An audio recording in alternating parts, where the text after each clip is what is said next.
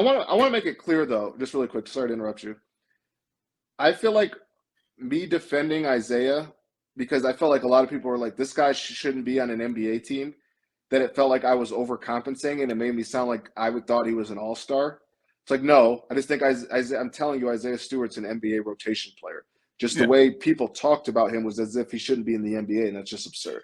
So me defending him so much, I felt like all I was saying is like this guy's an NBA rotation player. Like I'm telling you, the Celtics want him, the Pelicans want him. I could name 3 or 4 playoff teams that want him. Just you guys, people talking so crazy about him, made it sound like I think he's an all-star. And it's like, no, I think he's going to be a solid NBA player who's probably best served as like the second, third big on a bench for a really good team. Yeah, and that was it's literally what my question was when I was preparing for this podcast. I was doing prep work at 3 a.m. yesterday because I'm a crazy mofo. Yeah, so, like, no, that's why we love you. My question was like, it seems like the fan base is 50-50 on him. Like there are people that absolutely love him. They love him in the starting lineup. They want to give him a lifetime contract, even though he did get an extension this past summer. Mm-hmm. But there's the other part of the fan base where, like you said, they don't think he's an NBA player. They think he's going to be playing in Europe, which I think he'll probably play a good 10 to 12 years in the NBA. Yeah. It's just like an energy guy. Like I view him as like a glue guy, like a Kevon Looney for this team. Yeah. Like, and there's like, you need those types of guys on this Grant team. Grant Williams when he was in Boston. Yeah. So like, just like, what has been your initial thoughts with him just in his time here since he's been drafted?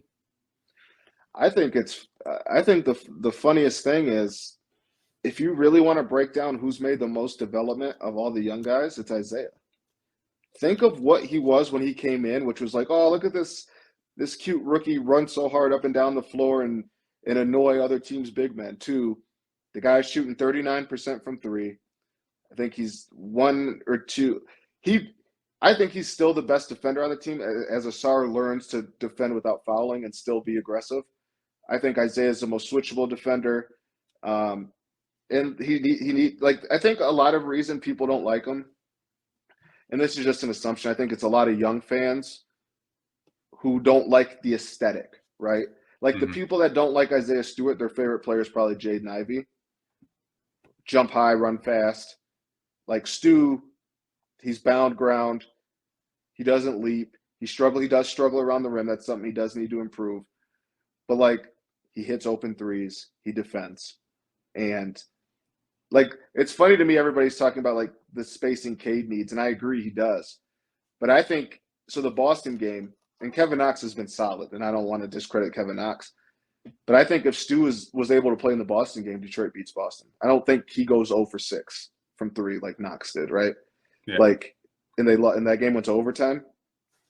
Like he's just hitting open threes. Like he is 39%. People can say like, well, he's wide open. What do you want him to do? Wait for somebody to come guard him? Like if they're covering him, they're covering him. He's making them at a decent clip. So I think Stu slowly but surely has added more to his game than almost anybody of the young core.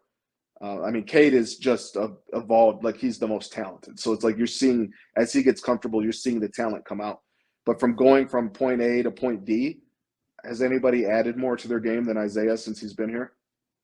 It's funny. I remember having these conversations, their second year when Sadiq was still here. And it was like a topic. I was just like, if I had to bet on anyone to develop out of Killian, Sadiq, obviously Saban was still on the team at the time.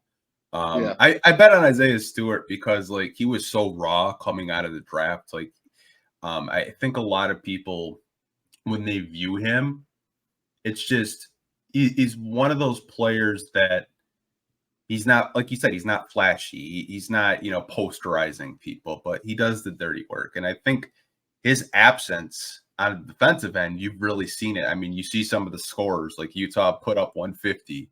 I think I saw a stat that like someone had posted on Twitter, like the Pistons were giving up 119 points a game when Stu was in the lineup, and now they're, giving up like 135. Like the defensive impact alone is missed. Don't read your comments because they're all saying he's a bad defender. So just don't use stats. Yeah, don't use stats. I welcome the comments because everyone has an opinion, And I always tell my, listeners, like, you guys can have an opinions. We can talk, basketball all day if you're respectful. Like, I welcome it. But same. I just think like some stuff is like factual. Stu is a good defender. Like metrics define it. You watch him. What other big on this roster can stay in front of guards? Like you can see it. You can back it up with stats, as you just named. Like 119 is not good, but the team's bad defensively, right? But you know what's worse than 119? 131. Yeah. Yeah. I think the one thing with him that I want him to work on this summer is like when teams do run him off the 3-point line, I think that's the next stage of development. Yep. 100%. Like just processing, being a better passer, processing, instead of forcing it, maybe I should just, give the ball to Cade or give the ball to Ivy or whoever's out there, to help me, because that's not a strength of my game right now. Right. Yep. I agree. I think, and you see it, like there's sometimes he travels, like there's unsureness there because he's never done it in his career. He's been a back to the basket big man at every level. And yeah, you could just still see him thinking too much when he puts the ball down, and it's still a little robotic. But like I said, and I think you agreed with me, like in terms of incremental development in certain spots of their game, I'm not sure anybody went from don't shooting threes to hitting 39% to being able to guard guards. You know what I mean? Like Ivy showed it some last year. His mid-range improved, but he's really struggled there this year, right? And like that's not to say he can't get it back, but it's just the nature of the beast currently. Yeah. Someone said, David Dalton said, most importantly, Stu compliments your shoes. He does. Shout out to Stu. Yeah, he's not on this road trip yet, and I brought some heat. He hasn't been able to gas me up. Damn.